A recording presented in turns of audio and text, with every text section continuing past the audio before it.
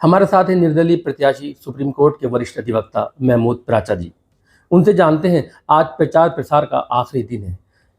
पिछले कई दिनों से जनता के बीच डोर टू डोर जाके कैंपेनिंग कर रहे हैं। किस तरह का जनता का प्यार मिल रहा है, उन्हीं से जानते हैं। वो हमारे साथ हैं। जी महमूद प्राचा जी, पिछले कई दिनों से आप प्रचार प्रसार कर रहे हैं, जनता के घर जाकर उनसे मुलाकात कर रहे हैं, किस तरह का उनका प्यार मिल रहा है? नहीं, जहाँ जहाँ भी मैं जा रहा हूँ ये कहना तो गलत होगा कि मैं डोर टू डोर जाके प्रचार कर रहा हूँ। मेरे पास जो बुनियादी काम है अपने, वो भी नहीं छोड़ सकता मुझे। जो ये चुनाव की धांधलेबाजी वाली मशीनें हैं, उनको रोकने का काम भी मैं नहीं बंद कर सकता, तो वो भी मैं साथ के साथ कर रहा हूँ। लेकिन जहाँ जहाँ भी मैं गया हूँ, और ये जो मथुरा मस्जिद का केस है, जिसे कृष्ण जन्मभूमि के जो 23 पिटिशनर हैं आरएसएस और बीजेपी की स्पॉन्सर्ड, उन लोगों ने जो केस डाल रखे हैं, कल भी वो केस था, और जो सुप्रीम कोर्ट में कल चुनाव की मशीनों का भी केस था। तो ये सब काम भी मैं साथ साथ कर ही रहा हूँ। लेकिन मैंने जो ये चुनाव लड़ा था, वो ये कह के लड़ा था कि ये चुनाव जनता को लड़ना है। जनता अगर चाहती है कि कोई ऐसा कैंडिडेट आए यहाँ पे जो हर जुल्म ज्यादती को ख़त्म कर दे, तो वो एक मैंने अपना ऑप्शन दिया है उन्हें। बाकी मैं उस तरह का पॉलिटिक्स में जाना भी नहीं चाहता और जाऊंगा भी नहीं कि घर घर जाके कोई झूठे वादे करके, बड़े पैसे खर्च करके, बड़ी पार्टियों से किसी भी तरीके से जुगाड़ करके टिकट लाएं। जैसे ये यहाँ के सपा के कैंडिडेट हैं, वो यूसुफ लुलू ने उनको टिकट दिलवाया, जो कि खुद एक इंडस्ट्रियलिस्ट हैं और मोदी जी और अमित शाह जी के बहुत क्लोज हैं।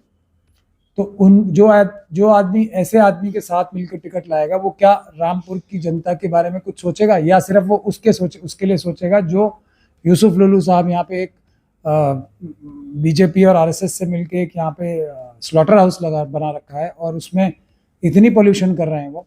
तो मैं इस सब तरह की राजनीति में ना जाना चाहता हूँ, ना मैं कभी जाऊँगा। मैं खिदमत कर सकता हूँ, और उसके लिए लोगों को अपना मिजाज बदलना पड़ेगा। एक ऐसा कैंडिडेट जो अकेला बड़ी बड़ी पॉलिटिकल पार्टी से ज़्यादा बीजेपी की मुखालफत में खड़ा है, मजबूती से खड़ा है, वो उन्हें चाहिए, या कोई और चाहिए जो खुद अपनी भी हिफाजत के लिए मुझे वकील बनाते हैं, खुद अपनी पोस्ट की हिफाजत के लिए, क्योंकि इनको तो यहाँ की मस्जिद से निकाल भी दिया गया। मगर मुद्दा ये है ही नहीं। मुद्दा है लोधी, मुद्दा है बीजेपी, मुद्दा है आरएसएस। क्या ये बगैर जीते और जीत कर भी, इतने सारे एमपी हैं ना, क्या 140 एमपी को बाहर निकाल दिया गया, लेकिन क्या जो एमपी कुछ मुट्ठी भर मजबूती से लड़ रहे हैं, क्या ये जो सपा के कैंडिडेट हैं ये उतनी मजबूती से लड़ पाएंगे? क्या ये अपनी मस्जिद जो है, इनकी 123 वक्फ की प्रॉपर्टीज जो हैं, उस पर केंद्र सरकार ने अपना क्लेम डाल रखा है, क्या ये अपनी मस्जिद के लिए एक कदम उठा पाए बचाने के लिए? अपनी खुद की मस्जिद में जिसमें इमाम है, क्या वो काम भी मैं ही कर रहा हूँ? ये सवालात हैं जो अपनी खुद की मस्जिद की हिफाजत के लिए 2 कदम नहीं चल सकते, वो दूसरे लोगों की हिफाजत के लिए क्या चलेंगे? ये है बुनियादी बात। तो मैंने तो अपना कैंडिडेचर रखा है कि रामपुर की जनता और दूसरे लोग देखें और चुनें, क्योंकि अगले 5 साल और देश की दिशा इससे तय होने वाली है। तो अब जो ऐसा कैंडिडेट होगा जो आपकी मदद करने आएगा, तो वो तो उतने सब धोखाधड़ी फ्रॉड नहीं कर सकता, वो तो ईमानदारी से काम करेगा बस। लेकिन अगर आप उसे जिता देंगे, तो वो आपको वो सब कर दिखाएगा, शायद आपको आज तक जो चीज़ें महसूस ही नहीं हुई, जैसा मैंने अब तक करके भी दिखाया। मैंने भारतीय जनता पार्टी के एक मंडल अध्यक्ष के खिलाफ जो रंगदारी वसूल रहे थे, उनके खिलाफ एफआईआर कराई मैंने। जो यहाँ टांडा के जो एक पुलिस इंस्पेक्टर हैं, उन्होंने जो ज्यादतियाँ की लोगों के खिलाफ, उनके खिलाफ मैंने सबसे पहले चिट्ठी लिखी, और मैंने उनके खिलाफ कानूनी कार्रवाई करने के लिए पेशकदमी की है। उसके बाद जो दूसरे पॉलिटिकल पार्टी के लोग हैं, वो भाग के गए, एक लेटर शाया किया उन्होंने कि हमने एक ज्ञापन दिया था डीएम साहब को और इनको, जैसे आज से पहले उनके किसी भी ज्ञापन से कोई फर्क पड़ा है। वो ज्ञापन दे के पहले आजम खान साहब को तो छुड़ा लें। अगर इतने ही बड़े उनके ज्ञापन से कुछ भी होता है, तो ये जो फ्रॉड करके लोगों को धोखा दे के, कि जब उन्हें पता लग गया कि होने वाला है, क्योंकि आरएसएस और बीजेपी में ऐसे लोगों के ताल्लुकात होते हैं, जब उन्हें पता लग गया कि हमने जो कानूनी कार्रवाई की है तो उसका कुछ असर भी हो सकता है, तो भाग के एक जाके एक वो दे दिया। तो जो इस तरह के फ्रॉड कर रहे हैं पब्लिक के साथ, क्या ऐसे लोगों को चुनना? इससे पहले उनके किसी भी लेटर से कुछ भी काम हुआ है क्या आज तक? पूछे जो कैंडिडेट ऐसा कर रहे हैं कि हमने ये किया और वो किया, आज तक उनके किसी भी लेटर से कोई भी काम हुआ है जो आज हो जाएगा? राजा जी, इस बार लोकसभा चुनाव जो है बहुत ही शांतिपूर्ण तरीके से चल रहा है। मतलब कोई शोरगुल नहीं, शांतिपूर्ण चल रहा है और नई नई चीज़ें देखने को मिल रही हैं। कल बहुजन समाज पार्टी के प्रत्याशी हैं ज़ीशान खां, उनका रोड शो था। उनके रोड शो के कार्यक्रम में कुछ लोग आते हैं हाथ में बैनर लिए हुए, आज़म खान का फोटो, अब्दुल्ला आज़म खान, ताजिम खान फातिमा का फोटो और आज़म खान जिंदाबाद, अब्दुल्ला आज़म खान जिंदाबाद के नारे लगाते हुए जुलूस में चल रहे थे। क्या कहेंगे? लेकिन आज से पहले उन्होंने आजम साहब के लिए क्या किया? ये तो सब वही है ना, जो पब्लिक को धोखा देना, पब्लिक के इमोशन से खेलना, धोखाधड़ी के काम है सारे। ये मैं यही बोल सकता हूँ। आज से पहले उन्होंने आजम साहब के लिए क्या किया? आज से पहले क्या किया?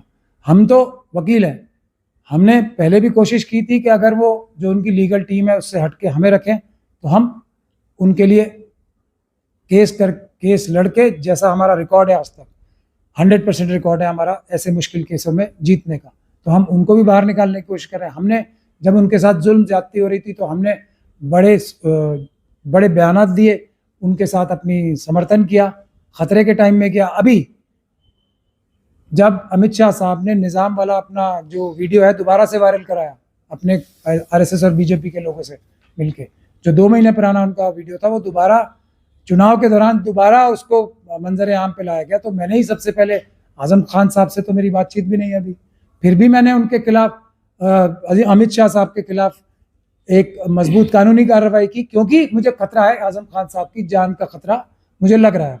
तो मैंने तो उनके नाम पे फिर भी वोट नहीं मांगे। तो ऐसे जो धोखाधड़ी करने का काम होता है, ये कोई भी कैंडिडेट को, मैं किसी एक पार्टी या दूसरी पार्टी को नहीं कह रहा जो धोखाधड़ी करने वाले काम है, जो चुनाव के टाइम पे झूठे वादे होते हैं एक तरह से, ये उनसे बचना चाहिए। जो आदमी मुस्तकिल मिजाजी से 10 साल से ये काम कर रहा है उसको देखना चाहिए। और सबसे बड़ी लड़ाई तो ये है कि जो आज यहाँ शांति है, लोग ये कह रहे हैं कि आपके आने से पुलिस प्रशासन जो है यहाँ पे जुल्म और ज्यादती कम किए हुए कुछ। क्या ये दोनों प्रत्याशी आरएसएस और बीजेपी के कैंडिडेट का मुकाबला कर सकते हैं? क्या उनकी कंबाइंड माइट जो है, जो प्रशासन के साथ मिलकर, जो आरएसएस के काडर्स हैं, पन्ना प्रमुख हैं, जो उनके नेटवर्क होते हैं, उनके बारे में उनको पता भी है दूसरे कैंडिडेट्स को, जो ये उनका मुकाबला करेंगे? तो ये सब चीजें रामपुर की जनता को सोचने, किसी बात में नहीं है। गठबंधन का सबसे मजबूत जो कोई आदमी होगा वो मैं होऊंगा। मैं ही गठबंधन का सबसे मजबूत सिपाही हूं जो सबसे आगे खड़ा है गठबंधन के भी। और जबकि गठबंधन ने जो काम करना चाहिए था, हम इतनी बड़ी मशीनों की लड़ाई लड़ रहे हैं चुनाव में, जो जिससे धोखा होता है। गठबंधन से हमारी बात हुई थी कि ये सीट आप छोड़ दें, नहीं छोड़ के यूसुफ लुलू के कहने पे टिकट दिया। हम तो फिर भी ये कह रहे हैं कि हम गठबंधन को ही मजबूत करेंगे। ये कैंडिडेट जो ऐसे हैं, ना ये जीत सकते हैं आपके, ना इनके जीतने के बाद इस बात की गारंटी है कि यूसुफ लुलू साहब इनसे बोलेंगे कि आप भाजपा ज्वाइन कर लो, तो ये भाजपा ज्वाइन न कर लें। तो ऐसे कैंडिडेट पे क्यों, ये भी एक सोचने का विषय है। लेकिन जनता असली मालिक है अपनी वोटों की, जनता मालिक है देश की। तो ये सब जो मुसीबतों में उनके लीडर्स भी फंसे हुए, सपा के, दूसरी पार्टीज के, उनको भी बचाने का काम, सही जगह वोट देने का काम उनका ही। महमूद राजा साहब, आपने कहा 100% का आपका अब तक का रिकॉर्ड है जो इस तरह के केसेस होते हैं। अगर आजम खान साहब का केस आपको मिलेगा तो आप कितने दिन में आजम खान साहब को बाहर निकाल देंगे? मुझे लगता है 3 महीने के अंदर अंदर वो बाहर आ सकते हैं, अगर मेरे जैसा कोई वकील होगा तो। बाकी वकील बहुत तरह के होते हैं।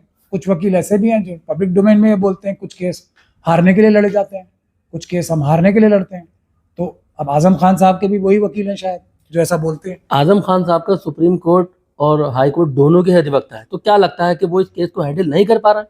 मुझे नहीं लग रहा कि उनको सही लीगल हेल्प मिल रही है। मैं इस बात को इसलिए कह रहा हूँ कि मुझे, वो अच्छे आदमी हो सकते हैं, बुरे आदमी हो सकते हैं, लेकिन आज उनके साथ ज्यादती हो रही है। उनकी उम्र को देख के, जितनी उम्र है उनकी जो वाइफ है उनकी उम्र, और उन दोनों की जो बीमारी की हालत है, ये संविधान के खिलाफ काम हो रहा है। इस हालत में भी उनको जेल में रखा जा रहा है, तो ये संविधान के खिलाफ है। इसीलिए मैं ये बोल रहा हूँ कि बाकी उनके कोई भी गुण दोष हो सकते हैं, मैं उसमें जाना ही नहीं चाहता, बिल्कुल नहीं। लेकिन आज जो हो रहा है वो गलत हो रहा है। और अगर वो मजलूम है आज, तो हम उनके साथ हैं। अगर कल कोई जालिम बनेगा तो हम उसके खिलाफ खड़े होंगे। सीधी सी बात है, जिसने भी जो जुल्म किया हम उसके खिलाफ है। लेकिन अगर कोई जालिम भी मजलूम बन जाता है कभी, तो हमारा ये फर्ज है कि हम उस मजलूम की हिफाजत के लिए खड़े हों, और हम अपना वादा, अपना कौल कभी तोड़ते नहीं। महमूद राजा साहब, आखिरी सवाल, 19 तारीख को रामपुर में मतदान है। रामपुर की जनता से क्या अपील करना चाहेंगे और क्या आपका चुनाव निशान है? देखिए, हमारी जो लड़ाई चल रही है चुनाव में धांधली वाली मशीनें रोकने की, उसी वजह से हमने चुनाव का निशान भी हमने मोहर लिया है।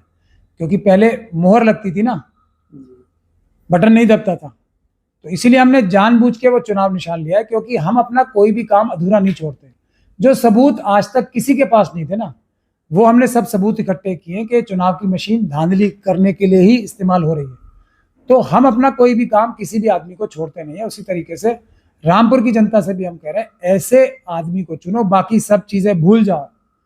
गठबंधन को मजबूत करने के लिए, गठबंधन के नेताओं की हिफाजत करने के लिए भी मैं सबसे अच्छा आदमी हूं देश में, और वो मैं करूंगा भी। आप लोग जिताओगे तब और मजबूती से, आप लोग हराओगे तब जितनी मेरी ताकत है उससे। लेकिन जो कैंडिडेट्स दूसरे हैं उनको भी देखिए, क्या वो लोधी साहब का सामना कर सकते हैं, क्या वो आरएसएस का सामना कर सकते हैं, या उन्होंने पहले कभी किया है? एक एग्जाम्पल बता दें कि उन्होंने आरएसएस के सामने खड़ा हुए हैं कभी। वो तो मस्जिद छोड़ के जो भाग सकते हैं, उसके लिए मेरे पास आते थे कि मस्जिद में हमें नमाज नहीं पढ़ाने दीजिए। वो तो ऐसे आदमी को चुनना चाहिए जो आपके कैंडिडेट की भी हिफाजत करता है, या ऐसे आदमी को जो अपनी खुद भी हिफाजत नहीं कर सकता, वो आपकी हिफाजत क्या करेगा?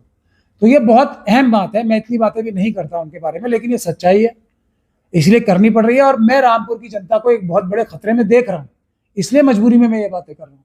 और ये सच्चाई है, आप पूछें उनसे, जो मैं कह रहा हूँ उनसे पूछें, सपा के कैंडिडेट से, कि मैं सच बोल रहा हूँ या झूठ बोल रहा हूँ। अगर वो मना करेंगे तो मैं सबूत दूंगा। आज भी उनका वकील मैं हूं। उसके बाद भी इतनी बड़ी लड़ाई में वो कूद गए एक यूसुफ लुलू के कहने पे, क्योंकि वो एक आदमी चाहता है अपना यहाँ पे जो उनकी इंडस्ट्री को पोल्यूशन से बचा सके, और वो मोदी जी की हेल्प करने के लिए। तो वो कूद गए, उन्होंने सब छोड़ दिया। कोई जिस मनसब पे वो खड़े होते हैं उनको उसका भी लिहाज नहीं रहा। जिस आदमी की वो इतनी तारीफें करते थे मनसब से खड़े होकर अपने, मेरी, उसी के खिलाफ खड़े हो गए, जबकि वो जानते हैं कि मैं उनसे ज्यादा अच्छी तरीके से रामपुर की जनता की हिफाजत करूंगा। तो उनको अपना जाती मफाद प्यारा है, रामपुर की जनता प्यारी है। लोधी जी के सामने खड़े हो सकते हैं क्या वो? अमित शाह जी के सामने खड़े हो सकते हैं क्या वो? मोहन भागवत जी के सामने खड़े हो सकते हैं क्या वो? नमाज पढ़ाना, वो ये कहते हैं कि मैं नमाज बहुत बड़े बड़े पॉलिटिशियंस को पढ़ाता हूं। तो बड़े बड़े जनरल भी जिस भी मस्जिद में जाएंगे वो उसके इमाम के पीछे नमाज पढ़ेंगे, लेकिन वो इमाम अपना वकील किसे बनाता है? मुझे ये समझिए, जिनके जो इमाम अपनी खासियत ये बता रहे हैं, वो अपनी हिफाजत करने के लिए वकील किसको बनाते हैं? तो अगर दर्जे इस तरह ही तय होने हैं तो मेरा दर्जा क्या है और उनका दर्जा क्या है? पर बुनियादी बात वही है, लोधी जी का सामना वो नहीं कर सकते, आरएसएस का सामना नहीं कर सकते, भाजपा का सामना वो नहीं कर सकते।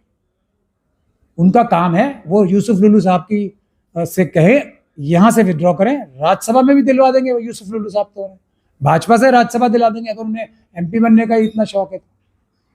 यूसुफ लुलू साहब के पास तो इतना पैसा है ना, जो अडानी अंबानी की तरह उन्होंने अमित शाह और मोदी जी के साथ मिलकर चुराया है देश का। वो तो कहीं से राज्यसभा भी बना सकते हैं, उन्हें मेंबर ऑफ पार्लियामेंट भी बनना है तो राज्यसभा जाए ना। यहां ये धोखा ना करें रामपुर की जनता के साथ।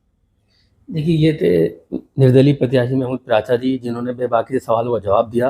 उनका कहना है कि लोधी जी का, भाजपा का, आरएसएस का मुकाबला करने के लिए जो समाजवादी पार्टी गठबंधन के प्रत्याशी हैं वो नहीं कर पाएंगे, उनका मुकाबला सिर्फ मैं ही कर सकता हूँ, यानी महमूद प्राचा। बहरहाल 19 तारीख को मतदान है और 19 तारीख को मतदान के बाद 4 जून को मतगणना होगी।